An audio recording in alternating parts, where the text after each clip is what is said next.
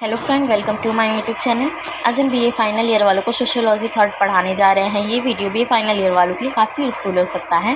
Friend, अगर आपकी video पसंद आए तो लाइक, कमेंट और सब्सक्राइब बेल आइकन को ज़रूर प्रेस करिए, जिससे हमारी नई वीडियो की नोटिफिकेशन आपको मिल सके। तो चलिए अब हम इसे स्टार्ट करते हैं पढ़ना। तो फ्रेंड, आज का हमारा टॉपिक है संस्कृतिकरण की अवधारणा पर प्रकाश डालिए। तो आज हम जानेंगे संस्कृतिकरण क्या है, या फिर देखिए कितने इसमें क्वेश्चन बना के दे दिए हैं। दूसरा है संस्कृतिकरण भारत में सामाजिक परिवर्तन की व्यापक अवधारणा नहीं है, व्याख्या कीजिए। तो इतने क्वेश्चंस हैं। तो आज हम जानेंगे संस्कृतिकरण के बारे में कि संस्कृतिकरण आखिर में है क्या। फ्रेंड, इसके पहले हमने आप लोगों को नातेदारी की महत्व के बारे में बताया है, जो कि हमने उसका लिंक इस वीडियो के डिस्क्रिप्शन बॉक्स और कमेंट बॉक्स में डाला हुआ है। तो आप जाके प्लीज़ उसे एक बार देख लीजिए, क्योंकि वो बहुत इंपॉर्टेंट क्वेश्चन है कि नातेदारी का महत्व क्या है, नातेदारी की अवधारणा क्या है। अनेक प्रकार से क्वेश्चन बनते ही हैं एग्ज़ाम्स में, तो आप वहाँ पे जाके उसे एक बार देख लीजिए। तो चलिए संस्कृतिकरण के बारे में पढ़ते हैं और जानते हैं ये क्या है। तो देखते हैं आंसर। संस्कृतिकरण वह प्रक्रिया है जिसके द्वारा कोई नीच हिंदू जाति या कोई जनजाति अथवा अन्य समूह किसी उच्च और प्रायद्वीज की दिशा में अपने रीति रिवाज, कर्मकांड, विचारधारा और जीवन पद्धति को बदलता है। सामान्यतः जब कोई नीच हिंदू जाति या कोई जनजाति अथवा अन्य समूह किसी उच्च और प्रायद्वीज जाति की दिशा में अपने रीति रिवाज, कर्मकांड, विचारधारा, जीवन पद्धति को अग्रसित करता है, तो वह जाति अथवा जनजाति अथवा अन्य समूह स्थानीय समाज द्वारा सोपान में जो स्थान उसे प्राप्त है उससे ऊंचे स्थान का दावा करने लगता है। साधारणतः बहुत दिनों तक, अथवा हम कह सकते हैं कि एक दो पीढ़ियों तक दावा किए जाने के पश्चात ही उसे स्वीकृति प्राप्त हो पाती है। ऐसे भी देखने को मिलता है कि कोई जाति ऐसे स्थान की मांग करने लगती है जो उसके सोपानीय पड़ोसी आसानी से स्वीकार नहीं करते।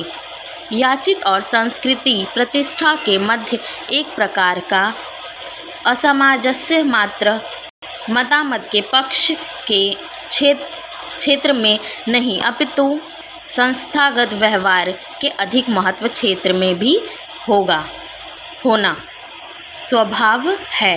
पारस्परिक काल में जाति की गतिशीलता के परिणाम स्वरूप विशेष जातियां अथवा जाति की प्रशाखाओं में केवल पदमूलक परिवर्तन ही हुए।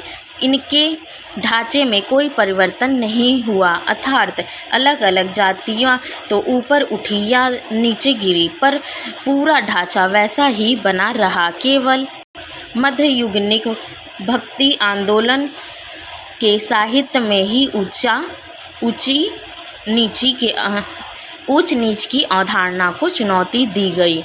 कुछ संप्रदायों ने तो अपने प्रारंभिक सुधारवादी दौर में बहुत सी जातियों के अनुयायी भी भर्ती किए, परंतु क्रमशः या तो संप्रदाय ही अंतर्गामी इकाई बन गया, अथवा संप्रदाय के भीतर प्रत्येक जाति में अंतर्गमन प्रारंभ हो गया। संस्कृतिकरण के संबंध गतिशीलता की इकाई सामान्यतः व्यक्ति या परिवार नहीं, अपितु एक समूह हुआ करता है, और इस गतिशीलता के फलस्वरूप व्यवस्था में मात्र पदमूलक परिवर्तन ही होते हैं, कोई संरचनामूलक परिवर्तन नहीं होते हैं। तो फ्रेंड्स, संस्कृतिकरण क्या है तो हम बताते हैं संस्कृतिकरण है क्या आखिर में। संस्कृतिकरण जैसे कि हमारे रहन सहन, जीवन शैली में जो भी चीज़ें होती हैं, इसे हम संस्कृतिकरण कह सकते हैं। जैसा कि ऊपर लिखा हुआ है, कोई नीच जाति, हिंदू जाति या जनजाति अथवा अन्य समूह किसी उच्च प्रायद्वीज का, जो जैसे कि मान लीजिए कि कोई जो नीच जाति का व्यक्ति है, जिसकी जाति मतलब बहुत निम्न वर्ग है, जो निम्न वर्ग का व्यक्ति है, वो अपने से ऊंचे जाति के व्यक्ति की तरह खान पान, जीवन शैली, चलना बोलना, बात करना, पढ़ना लिखना, आगे बढ़ना चाहता है, उसकी तरह अपने जीवन को बनाना चाहता है। अब जैसे कि 4 भागों में जाति बटी हुई है। सबसे ऊपर है ब्राह्मण, क्षत्रिय, वैश्य, शूद्र। तो तो जो शूद्र है वो चाहेगा कि जो अच्छे वर्ग का इंसान है, जो अच्छे वर्ग के लोग हैं, वो उसकी तरह उसकी नकल करते हैं, उसकी तरह रहना सीखने लगते हैं, ताकि वो भी अपनी इस नीची जाति से छुटकारा पाके थोड़ा विकास की ओर अग्रसर हो सकें।